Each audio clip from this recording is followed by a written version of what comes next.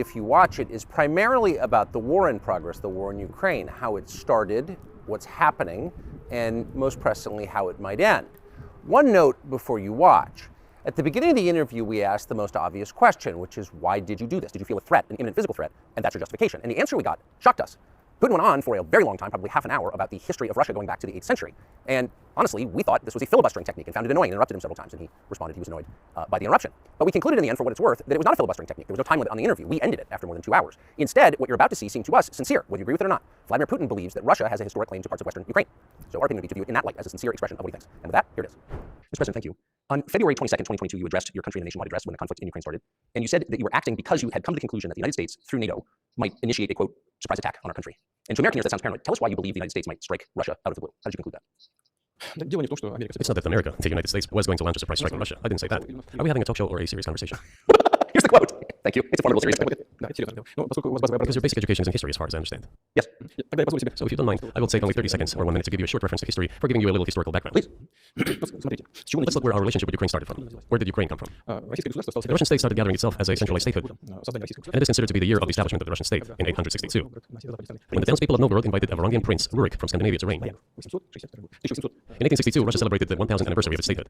And in Novgorod, there is a memorial dedicated to the 1000th anniversary of the country. In 882, Rurik's successor, Prince Oleg, who was actually playing the role of regent at Rurik's young son, because Rurik had died by that time, came to Kiev. He ousted two brothers who apparently had once been members of Rurik's squad. So Russia began to develop with two centers of power, Kiev and Novgorod. The next very significant date in the history of Russia was 988. This was the baptism of Russia, when Prince Vladimir, the great-grandson of Rurik, baptized Russia and adopted Orthodoxy, or Eastern Christianity. From this time, the centralized Russian state began to strengthen. Why? Because of the single territory, integrated economic size, one and the same language, and, after the baptism of Russia, the same faith and rule of the prince. The centralized Russian state began to take shape. Back in the Middle Ages, Prince Yaroslav the Wise introduced the order of succession to the throne. But after he passed away, it became complicated for various reasons. The throne was passed not directly from father to eldest son, but from the prince who had passed away to his brother, then to his sons in different lines. All this led to the fragmentation and the end of Rus as a single state. There was nothing special about it. The same was happening then in Europe. But the fragmented Russian state became an easy prey to the empire created earlier by Genghis Khan. His successors, namely Batu Khan, came to Rus, plundered and ruined nearly all the cities. The southern part, including Kiev, by the way, and some other cities, simply lost independence, while northern cities preserved some of their sovereignty. They had to pay tribute to the horde, but they managed to preserve some part of their sovereignty. And then a unified Russian state began to take shape with its center in Moscow. The southern part of Russian lands, including Kiev, began to gradually gravitate towards another magnet, the center that was emerging in Europe. This was the Grand Duchy of Lithuania. It was even called the Lithuanian Russian Duchy, because Russians were a significant part of its population. They spoke the old Russian language and were Orthodox. But then there was a unification, the union of the Grand Duchy of Lithuania and the Kingdom of Poland. A few years later, another union was signed, but this time already in the religious sphere. Some of the Orthodox priests became subordinate to the Pope. Thus, these lands became part of the Polish-Lithuanian state. During decades, the Poles were engaged in Polonization of this part of the population. They introduced a language there and tried to entrench the idea that this population was not exactly Russians, that because they lived on the fringe, they were Ukrainians. Originally, the word Ukrainian meant that a person was living on the outskirts of the state, along the fringes, or was engaged in a border patrol service. It didn't mean any particular ethnic group. So the Poles were trying to, in every possible way, to colonize this part of the Russian lands and actually treated it rather harshly, not to say cruelly. All that led to the fact that this part of the Russian lands began to struggle for their rights. They wrote letters to Warsaw demanding that their rights be observed and people be commissioned here, including to Kiev. Can you tell us what period, I'm losing track of where in history we are? The Polish aggression. It was in the 13th century. Now I will tell you what happened later, and give the date so that there is no confusion. And in 1654, even a bit earlier, the people who were in control of the authority over that part of the Russian lands addressed Warsaw, I repeat, demanding that they send them to rulers of Russian origin and Orthodox faith. When Warsaw did not answer them, and in fact rejected their demands, they turned to Moscow, so that Moscow took them away. So that you don't think that I'm inventing things, I'll give you these documents. Well, it doesn't sound like you're inventing them. I'm not sure why it's relevant to what happened. But still, these are documents from the archives, copies. Here are the letters from Bogdan Khmelnytsky, the man who then controlled the power in this part of the Russian lands that is now called Ukraine. He wrote to Warsaw demanding that their rights be upheld. And after being refused, he began to write letters to Moscow, asking to take them under the strong hand of the Moscow Tsar. There are copies of these documents. I will leave them for your good memory. There's a translation into Russian. You can translate it into English later. Russia would not agree to admit them straight away, assuming that the war with Poland would start. Nevertheless, in 1654, the Pan-Russian Assembly of top clergy and landowners, headed by the Tsar, which was the representative body of the power of the old Russian state, decided to include a part of the old Russian lands into Moscow Kingdom. As expected, the war with Poland began. It lasted 13 years, and then in 1654, a truce was concluded. And 32 years later, I think, a peace treaty with Poland, which they called Eternal Peace, was signed. And these lands, the whole left bank of Dnieper, including Kiev, went to Russia. And the whole right bank of Dnieper remained in Poland. Under the rule of Catherine the Great, Russia reclaimed all of its historical lands, including in the south and west. This all lasted until the revolution. Before World War I, Austrian General Staff relied on the ideas of Ukrainianization and started actively promoting the ideas of Ukraine and the Ukrainianization. Their motive was obvious. obvious. Just before World War I, they wanted to weaken the potential enemy and secure themselves favorable conditions in the border area. So the idea which had emerged in Poland that people residing in that territory were allegedly not really Russians, but rather belonged to a special ethnic group, Ukrainians, started being propagated by the Austrian General Staff. As far back as the 19th century, theorists calling for Ukrainian independence appeared. All those, however, claimed that Ukraine should have a very good relationship with Russia. They insisted on that. After the 1917 revolution, the Bolsheviks sought to restore the statehood and the civil war began, including the hostilities with Poland. In 1921, peace with Poland was proclaimed, and under that treaty, the right bank of Dnieper River once again was given back to Poland. In 1939, after Poland cooperated with Hitler, it did collaborate with Hitler, Hitler offered Poland peace and a treaty of friendship.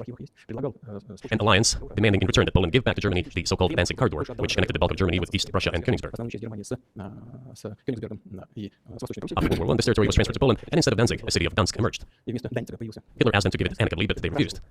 Still, they collaborated with Hitler and engaged together in the partitioning of Czechoslovakia. Let me ask you, you're making the case that Ukraine, certain parts of Ukraine, in effect, Russia has been for hundreds of years. Why wouldn't you just take it when you became president 24 years ago? You have nuclear weapons, they don't, it's actually your land. Why did you wait so long? I'll tell you. I'm coming to that. This briefing is coming to an end. It might be boring, but it explains many things. Just don't know how it's relevant. Good. I'm so gratified that you appreciate that. Thank you. So, before World War II, Poland collaborated with Hitler, and although it did not yield to Hitler's demands, it still participated in the partitioning of Czechoslovakia together with Hitler, as the Poles had not given the Danzig corridor to Germany and went too far, pushing Hitler to start World War II by attacking them. Why was it Poland against whom the war started on 1st September 1939? Poland turned out to be uncompromising, and Hitler had nothing to do but start implementing his plans with Poland. By the way, the USSR, I have read some archive documents, behaved very honestly. It asked Poland's permission to transit its troops through the Polish territory to help Czechoslovakia. But the then Polish foreign minister said that if the Soviet planes flew over Poland, they would be down over the territory of Poland. But that doesn't matter. What matters is that the war began, and Poland fell prey to the policies it had pursued against Czechoslovakia, as under the well-known Molotov-Ribbentrop Pact. Part of the territory, including western Ukraine, was to be given to Russia. Thus, Russia, which was then named as USSR, regained its historical lands. After the victory in the Great Patriotic War, as we call World War II, all those territories were ultimately enshrined as belonging to Russia, to the USSR. As for Poland, it received, apparently in compensation, the lands which had originally been German. The eastern parts of Germany, these are now western lands of Poland. Of course, Poland regained access to the Baltic Sea and Danzig, which was once again given its Polish name. So this was how this situation developed. In 1922, when the USSR was being established, the Bolsheviks started building the USSR and established the Soviet Ukraine, which had never existed before. Stalin insisted that those republics be included in the USSR as autonomous entities. For some inexplicable reason, Lenin, the founder of the Soviet state, insisted that they be entitled to withdraw from the USSR. And again, for some unknown reasons, he transferred to that newly established Soviet Republic of Ukraine some of the lands together with people living there, even though those lands had never been called Ukraine, and yet they were made part of that Soviet Republic of Ukraine. Those lands included the Black Sea region, which was received under Catherine the Great, and which had no historical connection with Ukraine whatsoever. Even if we go as far back as 1654, when these lands returned to Russian Empire, that territory was the size of 3 to 4 regions of modern Ukraine, with no Black Sea region. That was completely out of the question. In 1654. Exactly. You obviously didn't acknowledge of this region, but why didn't you make this case for the first 22 years as president that Ukraine wasn't a real country? The Soviet Union was given a great deal of territory that had never belonged to it, including the Black Sea region. At some point, when Russia received them as an outcome of the Russo-Turkish Wars, they were called New Russia or Novorossiya. But that does not matter. What matters is that Lenin, the founder of the Soviet state, established Ukraine that way. For decades, the Ukrainian Soviet Republic developed as part of the USSR. And for unknown reasons again, the Bolsheviks were engaged in Ukrainianization. It was not merely because the Soviet leadership was composed to a great extent of those originating from Ukraine. Rather, it was explained by the general policy of indigenization pursued by the Soviet Union. Same things were done in other Soviet republics. This involved promoting national languages and national cultures, which is not a bad in principle. That is how the Soviet Ukraine was created. After the World War II, Ukraine received, in addition to the lands that had belonged to Poland before the war, part of the lands that had previously belonged to Hungary and Romania. So Romania and Hungary had some of their lands taken away and given to the Soviet Ukraine, and they still remain part of Ukraine. So in this sense, we have every reason to affirm that Ukraine is an artificial state that was shaped at Stalin's will. Do you believe Hungary has a right to take its land back from Ukraine, and that other nations have a right to go back to their 1654 borders? I'm not sure whether they should go back to the 1654 borders. But given Stalin's time, so-called Stalin's regime, which as many claim, saw numerous violations of human rights and violations of the rights of other states, one may say that they could claim back those lands of theirs while having no right to do that. It is at least understandable. Have you told Viktor Orban that he can have part of Ukraine? Never. I've never told him, not a single time. We have not even had any conversation on that, but I actually know for sure that Hungarians who live there wanted to get back to their historical land. Moreover, I would like to share a very interesting story with you. I digress, it's a personal one. Somewhere in the early 80s, I went on a road trip in a car from then Leningrad across the Soviet Union through Kiev, made a stop in Kiev, and then went to western Ukraine. I went to the town of Bergavoye, and all the names of towns and villages they were in Russian and in a language I did not understand, in Hungarian, in Russian and in Hungarian. Not in Ukrainian, in Russian and in Hungarian. I was driving through some kind of village and there were men sitting next to the houses and they were wearing black three-piece suits and black cylinder hats. I asked, are they some kind of entertainers? I was told, no, they were not entertainers, they're Hungarians. I said, what are they doing here? What do you mean? This is their land, they live here. This was during the Soviet time in the 1980s. They preserved the Hungarian language, Hungarian names, and all their national costumes. They are Hungarians and they feel themselves to be Hungarians. And of course, well, now there is an infringement. But that is, and there's a lot of it. I think many nations are upset about Transylvania as well, as you obviously know. But many nations still frustrated by the redrawn borders of the wars of the 20th century and wars going back 1,000 years, the ones that you mentioned. But the fact is that you didn't make this case in public until 2 years ago, February. And in the case that you made, which I read today, you explained at great length that you felt a physical threat from the West in NATO, including potentially a nuclear threat, and that's what got you to move. Is that a fair characterization of what you said? I understand that my long speeches probably fall outside of the genre of the interview. That is why I asked you at the beginning, are we going to have a serious talk or a show? You said a serious talk, so bear with me please. We're coming to the point where the Soviet Ukraine was established. Then, in 1991, the Soviet Union collapsed, and everything that Russia had generously bestowed on Ukraine was dragged away by the latter. I'm coming to a very important point of today's agenda. Thank you. After all, the collapse of the Soviet Union was effectively initiated by the Russian leadership. I do not understand what the Russian leadership was guided by at the time, but I suspect there were several reasons to think everything would be fine. First, I think that then Russian leadership believed that the fundamentals of the relationship between Russia and Ukraine were, in fact, a common language. More than 90% of the population there spoke Russian. Family ties, every third person there had some kind of family or friendship ties. Common culture, common history, finally, common faith, coexistence with a single state for centuries, and deeply interconnected economies. All of these were so fundamental. All these elements together make our good relationships inevitable. The second point is a very important one. I want you, as an American citizen, and your viewers to hear about this as well. The former Russian leadership assumed that the Soviet Union had ceased to exist, and therefore there were no longer any ideological dividing lines. Russia even agreed voluntarily and proactively to the collapse of the Soviet Union, and believed that this would be understood by the so-called civilized West as an invitation for cooperation and association. That is what Russia was expecting, both from the United States and the so-called collective West as a whole. There were smart people, including in Germany, Egon Bahr, a major politician of the Social Democratic Party, who insisted in his personal conversations with the Soviet leadership on the brink of the collapse of the Soviet Union that a new security system should be established in Europe. Help should be given to unify Germany, but a new system should be also established to include the United States, Canada, Russia, and other Central European countries. But NATO needs not to expand. That's what he said. If NATO expands, everything would be just the same as during the Cold War, only closer to Russia's borders. That's all. He was a wise old man, but no one listened to him. In fact, he got angry once. If, he said, you don't listen to me, I'm never setting my foot in Moscow once again. Everything happened just as he had said. Well, of course, it did come true, and you've mentioned this many times. I think it's a fair point. And many in America thought that relations between Russia and the United States would be fine with the collapse of the Soviet Union and the Cold War, that the opposite happened. But you've never explained why you think that happened, except to say that the West fears a strong Russia, but we have a strong China the West does not seem very afraid of. What about Russia do you think convinced policymakers they had to take it down? The West is afraid of strong China more than it fears a strong Russia, because Russia has 150 million people and China has 1.5 billion population, and its economy is growing by leaps and bounds, or 5% a year. It used to be even more. But that's enough for China. As Bismarck once put it, potentials are the most important. China's potential is enormous. It is the biggest economy in the world today in terms of purchasing power parity and the size of the economy. It has already overtaken the United States quite a long time ago, and it is growing at a rapid clip. Let's not talk about who is afraid of whom. Let's not reason in such terms. And let's get into the fact that after 1991, when Russia expected that it would be welcomed into the brotherly family of civilized nations, nothing like this happened. The trick is, I don't mean you personally when I say you. Of course, I'm talking about the United States. The promise was that NATO would not expand eastward, but it happened 5 times. There were 5 waves of expansion. We tolerated all that. We were trying to persuade them. We were saying, please don't. We are as bourgeois now as you are. We are a market economy and there's no communist party power. Let's negotiate. Moreover, I have also said this publicly before. There was a moment when certain rifts started growing between us. Before that, Yeltsin came to the United States. Remember, he spoke in Congress and said the good words. God bless America. Everything he said were signals. Let us in. Remember the developments in Yugoslavia before that Yeltsin was lavished with praise? As soon as the developments in Yugoslavia started, he raised his voice in support of Serbs, and we couldn't but raise our voices for Serbs in their defense. I understand that there were complex processes underway there. I do. But Russia could not help raising its voice in support of Serbs, because Serbs are also a special and close to us nation, with Orthodox culture and so on. It's a nation that has suffered so much for generations. Well, regardless, what is important is that Yeltsin expressed his support. What did the United States do? In violation of international law and the UN Charter, it started bombing Belgrade. It was the United States that let the genie out of the bottle. Moreover, when Russia protested and expressed its resentment, what was said? The UN Charter and international law had become obsolete. Now everyone invokes international law, but at that time they started saying that everything was outdated. Everything had to be changed. Indeed, some things need to be changed, as the balance of power has changed. It's true, but not in this manner. Yeltsin was immediately dragged through the mud, accused of alcoholism, of understanding nothing, of knowing nothing. He understood everything, I assure you. Well, I became president in 2000. I thought, okay, the Yugoslav issue is over, but we should try to restore relations. Let's reopen the door that Russia had tried to go through. And moreover, I said it publicly, I can't reiterate. At a meeting here in the Kremlin with the outgoing President Bill Clinton, right here in the next room, I said to him, I asked him, Bill, do you think if Russia asked to join NATO, do you think it would happen? Suddenly he said, you know, it's interesting. I think so. But in the evening, when we met for dinner, he said, you know, I've talked to my team. No, it's not possible now. You can ask him. I think he will watch our interview. He'll confirm it. I wouldn't have said anything like that if it hadn't happened. Okay, Were you sincere? Possible now? Would you have joined NATO? Look, I asked the question, is it possible or not? And the answer I got was no. If I was insincere in my desire to find out what the leadership position was. But if he had said yes, would you have joined NATO? If he had said yes, the process of rapprochement would have commenced, and eventually it might have happened if we had seen some sincere wish on the other side of our partners. But it didn't happen. Well, no means no. Okay, fine. Why do you think that is? Just to get to motive. I know you're clearly bitter about it. I understand. But why do you think the West rebuffed you then? Why the hostility? Why did the end of the Cold War not fix the relationship? What motivates this from your point of view? You said I was bitter about the answer. No, it's not bitterness. It's just a statement of fact. We're not bride and groom, bitterness, resentment. It's not about those kinds of matters in such circumstances. We just realized we weren't welcome there, that's all. Okay, fine. But let's build relations in another manner. Let's look for common ground elsewhere. Why we received such a negative response, you should ask your leaders. I can only guess why. Too big a country with its own opinion and so on. And the United States, I've seen how issues are being resolved in NATO. I will give you another example now concerning Ukraine. The US leadership exerts pressure, and all NATO members obediently vote, even if they do not like something. Now, I'll tell you what happened in this regard with Ukraine in 2008, although it's being discussed. I'm not going to open a secret to you, say anything new. Nevertheless, after that we tried to build relations in different ways. For example, the events in the Middle East, in Iraq. We were building relations with the United States in a very soft, prudent, cautious manner. I repeatedly raised the issue that the United States should not support separatism or terrorism in the North Caucasus. But they continued to do it anyway. And political support, information support, financial support, even military support came from the United States and its satellites for terrorist groups in the Caucasus. I once raised this issue with my colleague, also the President of the United States. He says, it's impossible. Do you have proof? I said, yes. I was prepared for this conversation, and I gave him that proof. He looked at it, and you know what he said? I apologize, but that's what happened. I'll quote. He says, well, I'm going to kick their ass. We waited and waited for some response. There was no reply. I said to the FSB director, write to the CIA, what is the result of the conversation with the President? He wrote once, twice, and then we got a reply.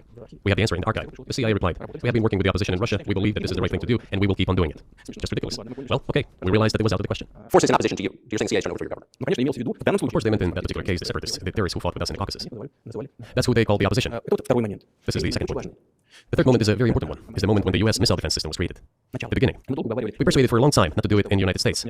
Moreover, After I was invited by Bush Jr.'s father, Bush Sr., to visit his place on the ocean, I had a very serious conversation with President Bush and his team. I proposed that the United States, Russia, and Europe jointly create a missile defense system that, we believe, if created unilaterally, threatens our security, despite the fact that the United States officially said that it was being created against missile threats from Iran. That was the justification for the deployment of the missile defense system. I suggested working together, Russia, the United States, and Europe. They said it was very interesting. They asked me, "Are you serious?" I said, "Absolutely." Let me ask, what year was this? I don't remember. It is easy to find out on the internet when I was in the USA at the invitation of Bush Sr. It is even easier to learn from someone I'm going to tell you about. I was told it was very interesting. I said, just imagine if we could tackle such a global strategic security challenge together. The world will change. We'll probably have disputes, probably economic and even political ones, but we could drastically change the situation in the world. He says yes, and asks, "Are you serious?" I said, "Of course. We need to think about it." I'm told. I said, "Go ahead, please." Then Secretary of Defense Gates, former Director of CIA, and Secretary of State Rice came in here, in this cabinet, right here at this table. They sat on this table. Me, the Foreign Minister, the Russian Defense Minister on that side.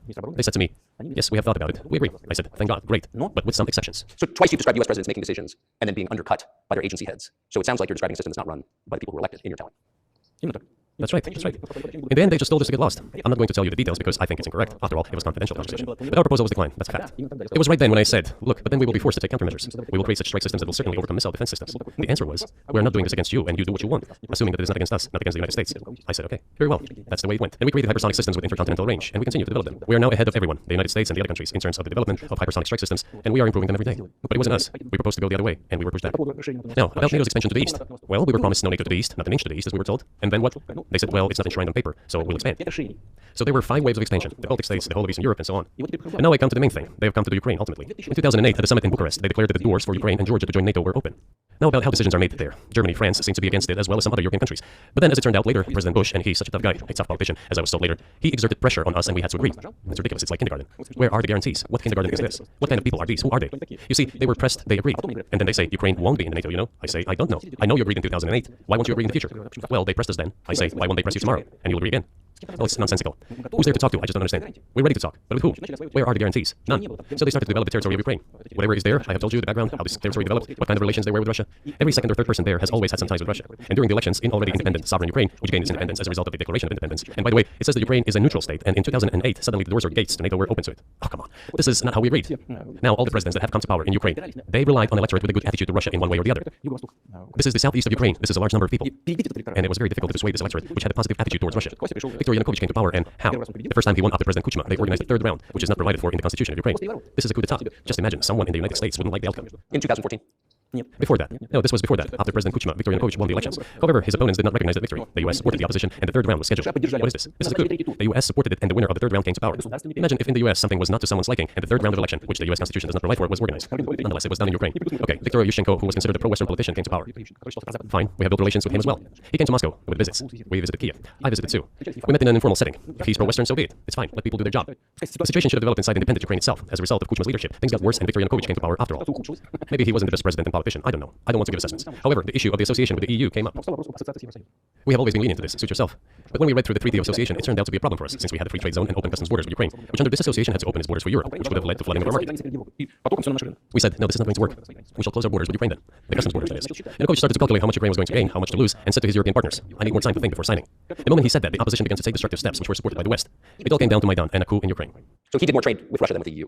Ukraine did. Of course. It's not even a matter of trade volume, although for the most part it is. It is a matter of cooperation size, which the entire Ukrainian economy was based on. The cooperation size between the enterprises were very close since the times of the Soviet Union.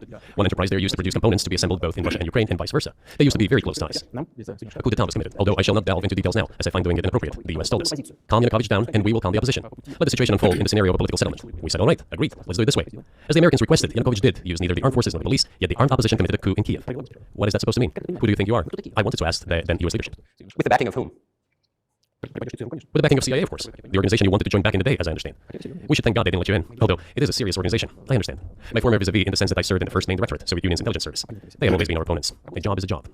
Technically, they did everything right. They achieved their goal of changing the government. However, from a political standpoint, it was a colossal mistake. Surely it was political leadership's miscalculation. They should have seen what it would evolve into.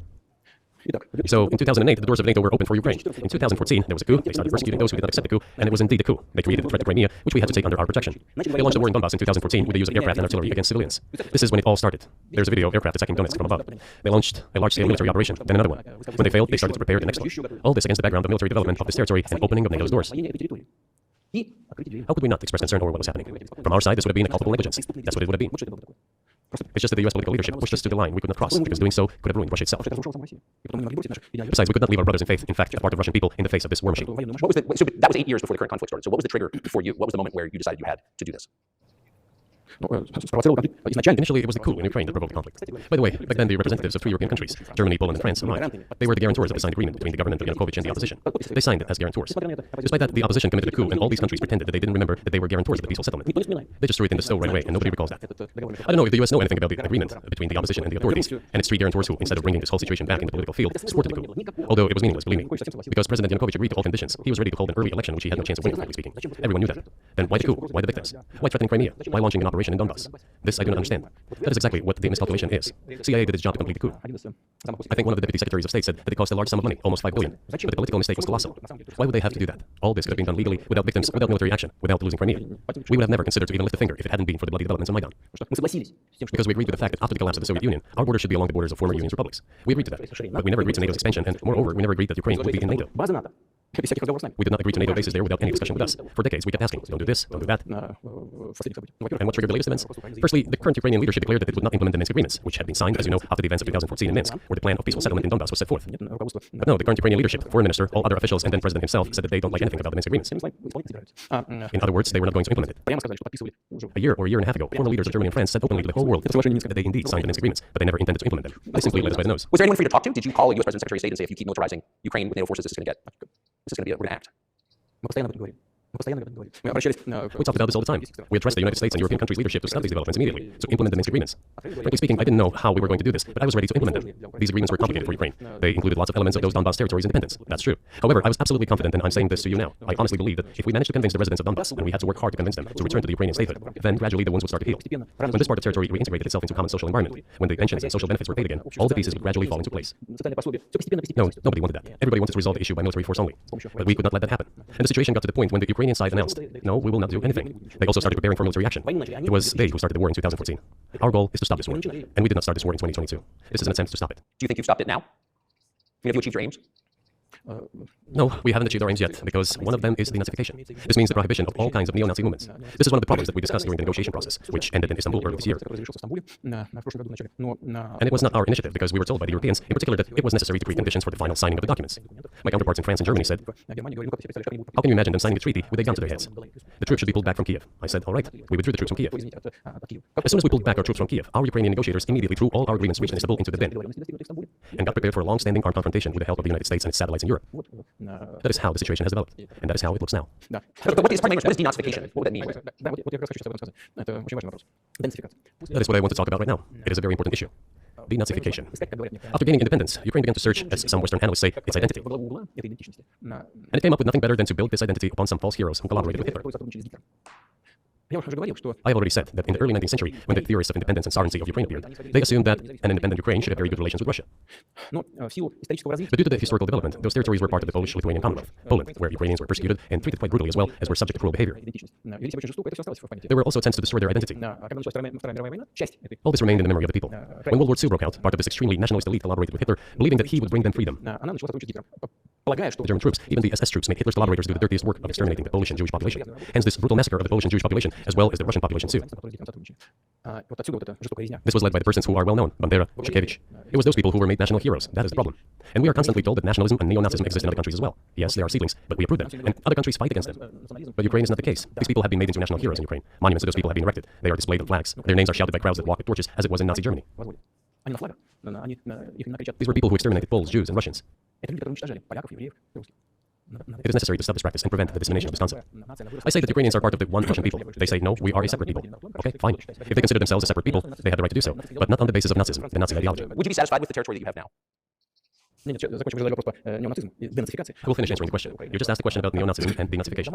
Look, the president of Ukraine visited Canada. This story is well known, but being silenced in the Western countries. The Canadian Parliament introduced a man who, as the Speaker of the Parliament said, fought against the Russians during the World War II. Well, who fought against the Russians during the World War II? Hitler and his accomplices. It turned out that this man served in the SS troops. He personally killed Russians, Poles, and Jews. The SS troops consisted of Ukrainian nationalists who did this dirty work. The president of Ukraine stood up with the entire Parliament of Canada and applauded this man. How can this be imagined? The president of Ukraine himself, by the way, is a Jew by nationality. Really, my question is, what do you do about it? I mean, Hitler's been dead for 80 years. Nazi Germany no longer exists. And so, true. And so, I think what you're saying is you want to extinguish or at least control Ukrainian nationalism, but how do you do that? Listen to me. Your question is very subtle, and I can tell you what I think. Do not take offense. Of course. This question appears to be subtle. It is quite pesky. You say Hitler has been dead for so many years, 80 years. But his example lives on. People who exterminated Jews, Russians, and Poles are alive. And the president, the current president of today's Ukraine, applauds him in the Canadian Parliament, gives a standing ovation. Can we say that we have completely uprooted this ideology if what we see is happening today? That is what denazification is in our understanding. We have to get rid of those people who maintain this concept and support this practice and try to preserve it. That is what denazification is. That is what we mean. Right. My question was more specific. It was, of course, not a defense of Nazis, neo or otherwise. It was a practical question. You don't control the entire country. You don't control capitalism like you want to. So how do you eliminate a culture or an ideology or feelings or view of history in a country that you don't control? What do you do about that? You know, as strange as it may seem to you, during the negotiations of Istanbul, we did agree that we have it all in writing. Neo-Nazism would not be cultivated in Ukraine, including that it would be prohibited at the legislative level. Mr. Carson, we agreed on that. This, it turns out, can be done during the negotiation process. And there's nothing humiliating for Ukraine as a modern civilized state. Is any state allowed to promote Nazism? It is not, is it? That is it. Will there be talks, and why haven't there been talks about resolving conflict in Ukraine? Peace talks. They have been. They reached a very high stage of coordination of positions in a complex process, but still they were almost finalized. But after we withdrew our troops from Kiev, as I had already said, the other side threw away all these agreements and obeyed the instructions of Western countries, European countries, and the United States to fight Russia to the bitter end. Moreover, the president of Ukraine has legislated a ban on negotiating with Russia. He signed a decree forbidding everyone to negotiate with Russia. But how are we going to negotiate if he forbade himself and everyone to do this? We know that he is putting forward some ideas about the settlement, but in order to agree on something, we need to have a dialogue. Is that not right? Well, but you wouldn't be speaking to the Ukrainian president, you'd be speaking to the American president. When was the last time you spoke to Joe Biden? I cannot remember when I talked to him. I do not remember. We can look it up. You don't remember? No. Why? Do I have to remember everything? I have my own things to do. We have domestic political affairs. Well, he's funding the war that you're fighting, so I would think that would be memorable. Well, yes, he funds, but I talked to him before the special military operation, of course. And I said to him then, by the way, I will not go into details, I never do, but I said to him then, I believe that you are making a huge mistake of historic proportions by supporting everything that is happening there, in Ukraine, by pushing Russia away. I told him repeatedly, by the way. I think that would be correct if I stop here. What did he say? Ask him, please. It is easier for you. You are a citizen of the United States. Go and ask him. It is not appropriate for me to comment on our conversation. But you haven't spoken to him since before February of 2022. No, we haven't spoken.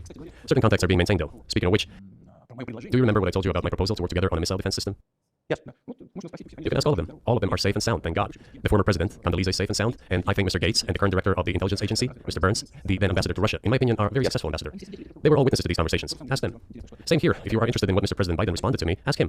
At any rate, I talked to him about it. I'm definitely interested, but from the outside, it seems like this could devolve or evolve into something that brings the entire world into conflict and could initiate a nuclear launch. And so why don't you just call Biden and say, let's work this out? What's there to work out? It's very simple. I repeat. We have contacts through various agencies. I will tell you what we are saying on this matter and what we are conveying to the U.S. leadership. If you really want to stop fighting, you need to stop supplying weapons. It will be over within a few weeks. That's it. And then we can agree on some terms. Before you do that, stop. What's easier? Why would I call him? What should I talk to him about? Or beg him for what? And what message did they say? You're going to deliver such and such weapons to Ukraine? Oh, I'm afraid, please don't. What is there to talk about? Do you think NATO is worried about this becoming a global war or a nuclear conflict? At least that's what they're talking about. And they're trying to intimidate their own population with an imaginary Russian threat. This is an obvious fact. And thinking people, not Philistines, but thinking people, analysts, those who are engaged in real politics, just smart people understand perfectly well that this is a fake. They're trying to fuel the Russian threat. The threat I think you're referring to is a Russian invasion of Poland, Latvia, expansionist behavior. Can you imagine a scenario where you sent Russian troops to Poland? Only in one case, if Poland attacks Russia. Why? Because we have no interest in Poland, Latvia, or anywhere else. Why would we do that? We simply don't have any interest. It's just threat mongering. Well, the argument, I know you know this, is that while he invaded Ukraine, he has territorial aims across the continent, and you're saying unequivocally you don't. It is absolutely out of the question. You just don't have to be any kind of analyst. It goes against common sense to get involved in some kind of a global war. And a global war will bring all humanity to the brink of destruction. It's obvious. There are certainly means of deterrence. They have been scaring everyone with us all along. Tomorrow Russia will use tactical nuclear weapons. Tomorrow Russia will use that. No, the day after tomorrow. So what? In order to extort additional money from US taxpayers and European taxpayers in the confrontation with Russia in the Ukrainian theater of war. The goal is to weaken Russia as much as possible. One of our senior United States senators from the state of New York, Chuck Schumer, said yesterday, I believe, that we have to continue to fund the Ukrainian effort, or U.S. soldier citizens could wind up fighting there. How do you assess that? This is a provocation, and a cheap provocation at that. I do not understand why American soldiers should fight in Ukraine. There are mercenaries from the United States there. The bigger number of mercenaries comes from Poland, with mercenaries from the United States in second place, and mercenaries from Georgia in third place. Well, if somebody has the desire to send regular troops, that would certainly bring humanity to the brink of very serious global conflict. This is obvious.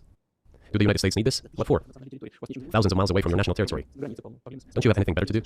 You have issues on the border, issues with migration, issues with the national debt, more than $33 trillion. You have nothing better to do, so you should fight in Ukraine? Wouldn't it be better to negotiate with Russia, make an agreement, already understanding the situation that is developing today, realizing that Russia will fight for its interests to the end? And realizing this, actually return to common sense, start respecting our country and its interests, and look for certain solutions. It seems to me that this is much smarter and more rational. Who blew up Nord Stream? You for sure. I was busy that day. Nate, I did not blow up Nord Stream. Thank you, though. You personally may have an alibi, but the CIA has no such alibi. Did you have evidence that NATO or CIA did it? You know, I won't get into details, but people always say in such cases, look for someone who is interested. But in this case, we should not only look for someone who is interested, but also for someone who has capabilities. Because there may be many people interested, but not all of them are capable of sinking to the bottom of the Baltic Sea and carrying out this explosion.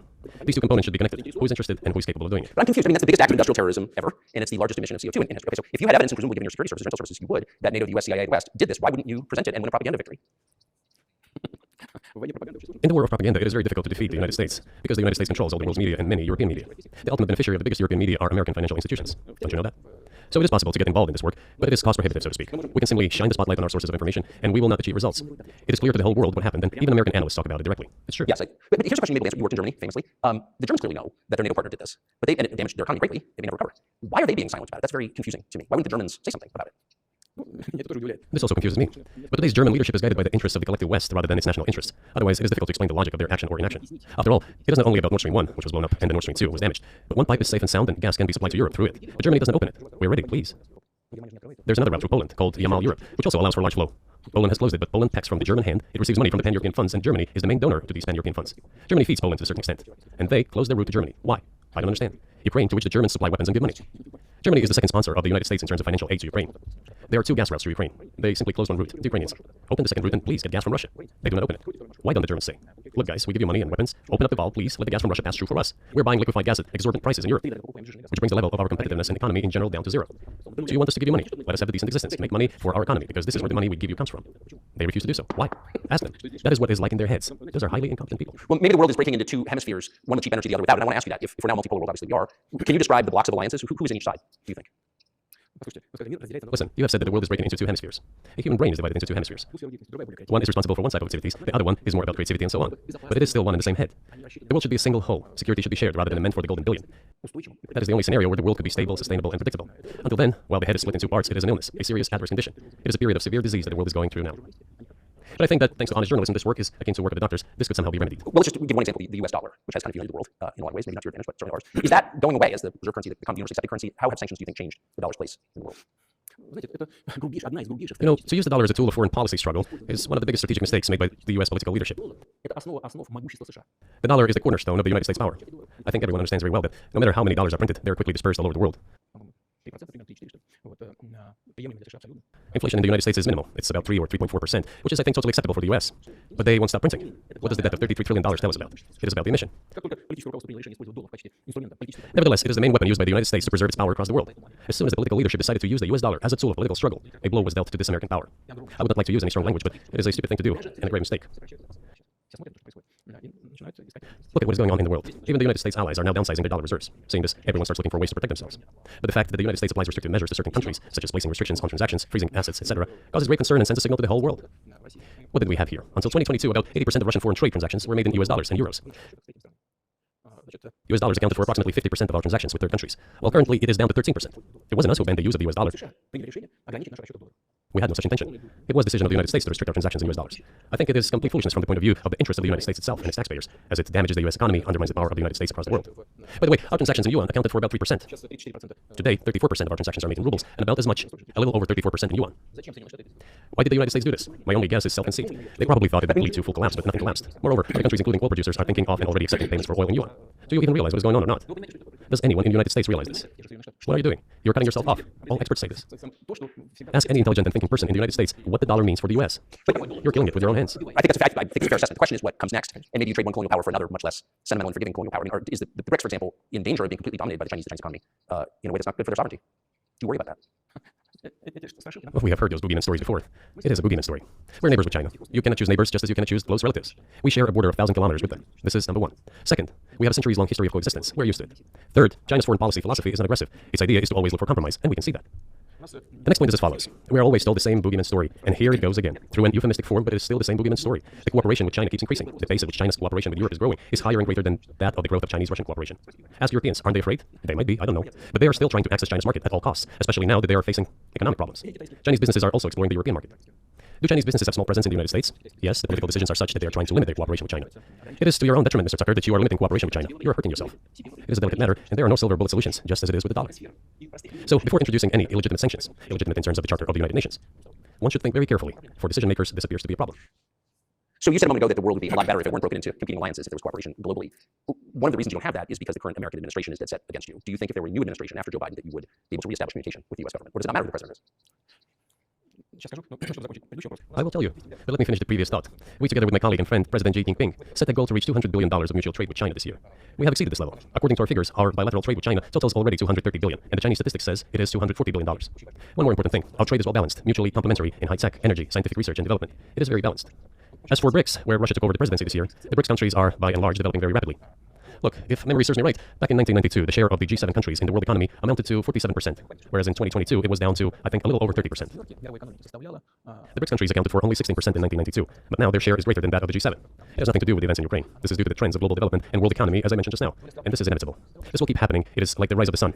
You cannot prevent the sun from rising. You have to adapt to it. How do the United States adapt? With the help of force, sanctions, pressure, bombings, and use of armed forces.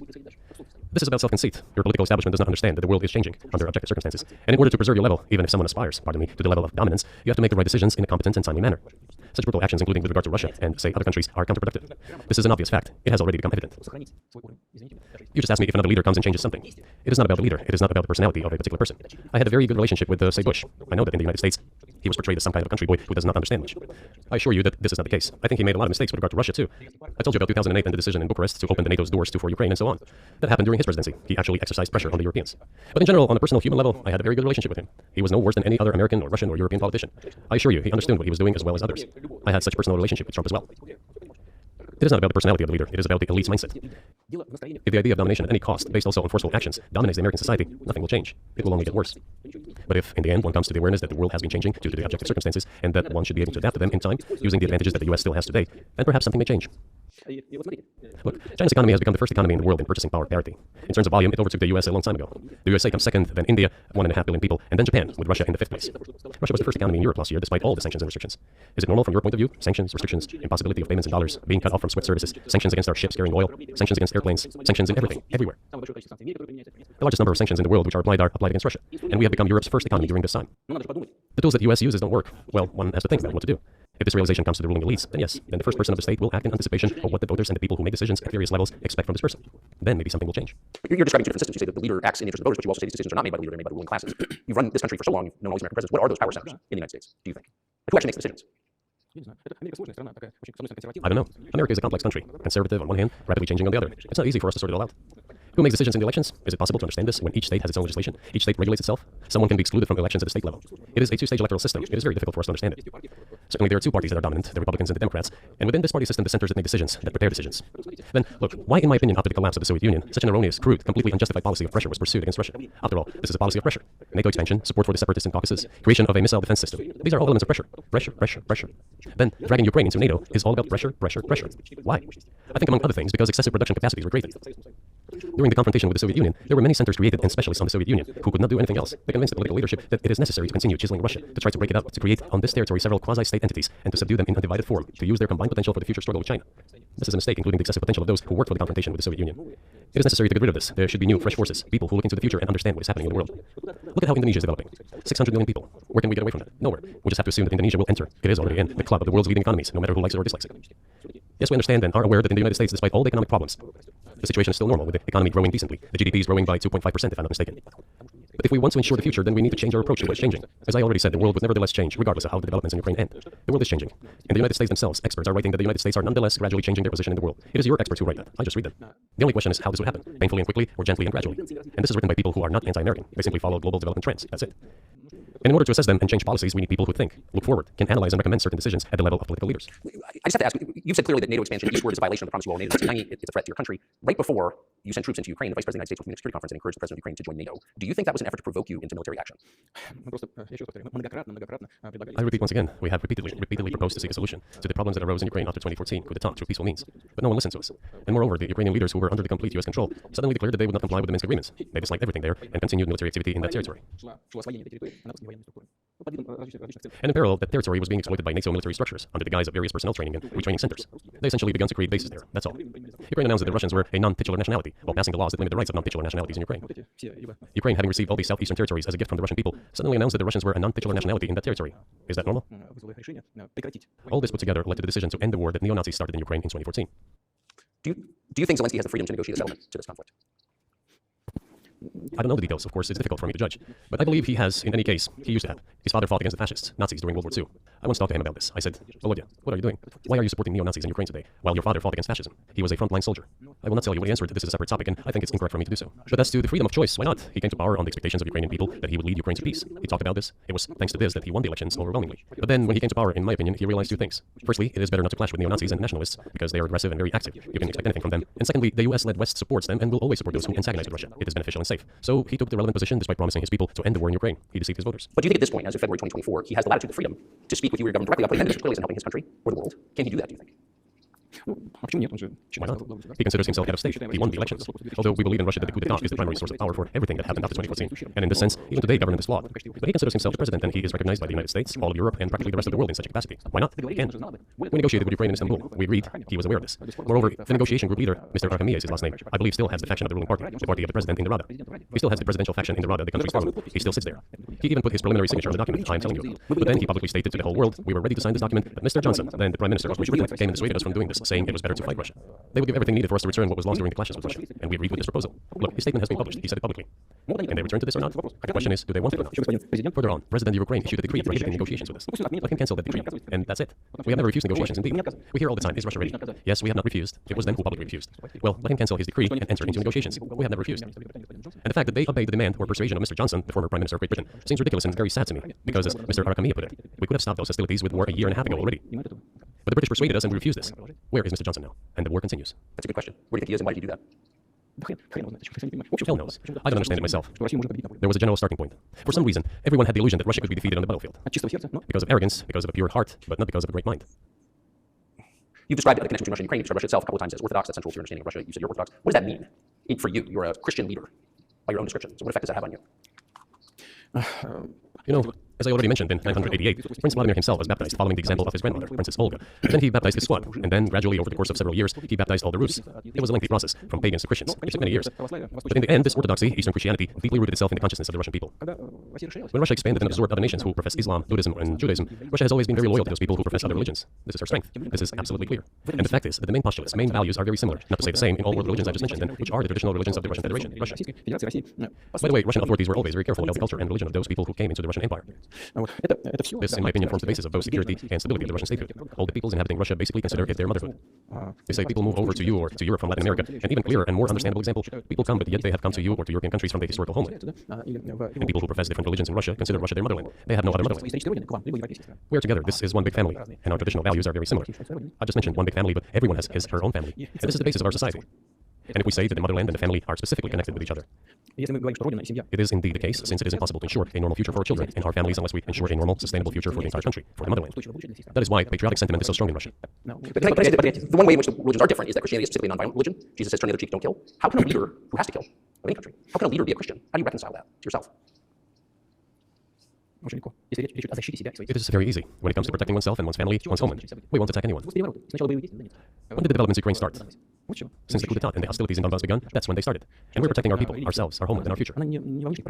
As for religion in general, you know, it's not about external manifestations. It's not about going to church every day or banging your head on the floor. It is in the heart. And our culture is so human-oriented. Dostoevsky, who was very well known in the West and the genius of Russian culture, Russian literature, spoke a lot about this, about the Russian soul.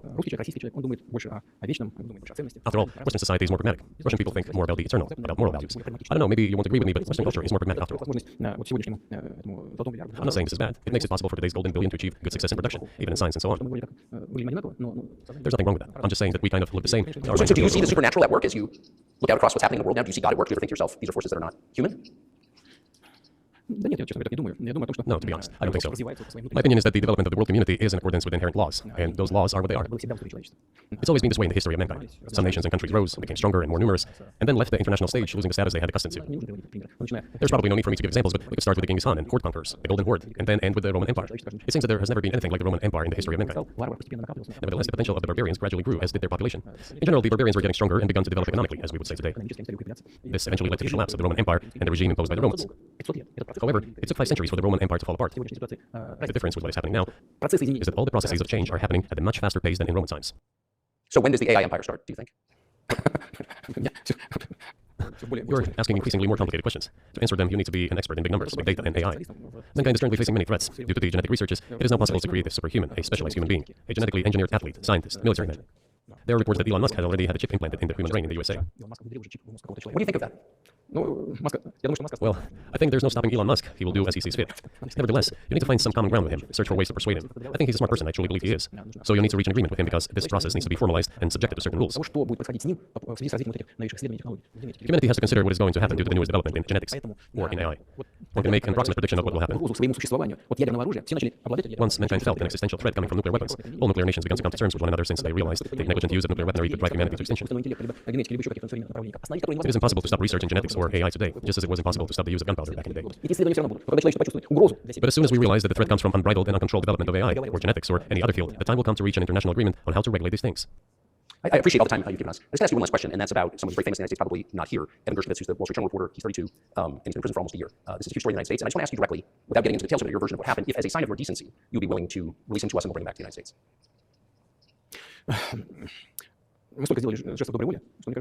We have done so many gestures of goodwill out of decency that I think we have run out of them. We have never seen anyone reciprocate to us in a similar manner. However, in theory, we can say that we do not rule out that we can do that if our partners take reciprocal steps. When I talk about the partners, I first of all refer to special services. Special services are in contact with one another. They are talking about the matter in question.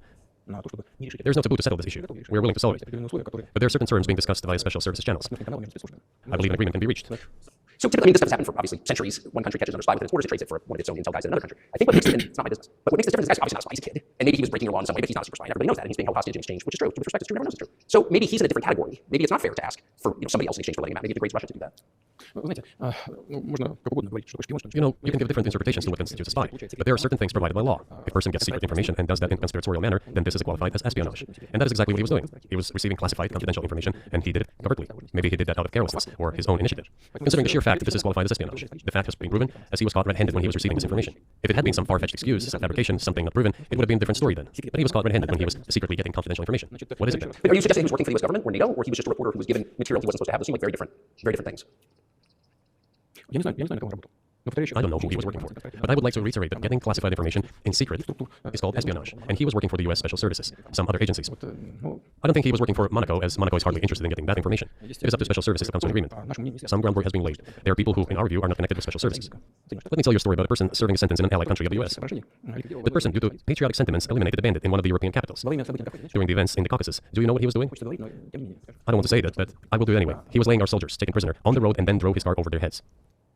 What kind of person is that? Can he even be called human? But there was a patriot who eliminated him in one of the European capitals. Whether he did it of his own volition or not, that is a different question. I mean, that's a completely different. I mean, it's a role. He committed something different. He's not just a journalist. I reiterate, he's a journalist who was secretly getting confidential information. Yes, it is different, but still, I'm talking about other people who are essentially controlled by the U.S. authorities, wherever they're serving a sentence. There's an ongoing dialogue between the special services. This has to be resolved in a calm, responsible, and professional manner. They're keeping in touch, so let them do their work. I do not rule out that the person you refer to, Mr. Gershkovich, may return to his motherland. By the end of the day, it does not make any sense to keep him in prison in Russia. We want the U.S. Special Services to think about how they can contribute to achieving the goals our special services are pursuing. We're ready to talk. Moreover, the talks are underway, and there have been many successful examples of these talks crowned with success. Probably this is going to be crowned with success as well. But we have to come to an agreement. I hope you let him know. Mr. President, thank you. I also want him to return to his homeland at last. I'm absolutely sincere. But let me say once again, the dialogue continues. The more public we render things of this nature, the more difficult it becomes to resolve them. Everything has to be done in calm manner. I wonder if that's true with the war, though, also. I mean, I guess I want to ask one more question, which is, and maybe you don't want to say so for strategic reasons, but are you worried that what's happening in Ukraine could lead to something much larger and much more horrible? How motivated are you just to call the U.S. government and say, let's come to terms? I already said that we did not refuse to talk. We're willing to negotiate. It is the Western side, and Ukraine is obviously a satellite state of the U.S. It is evident. I do not want you to take it as if I'm looking for a strong word or an insult, but we both understand what is happening.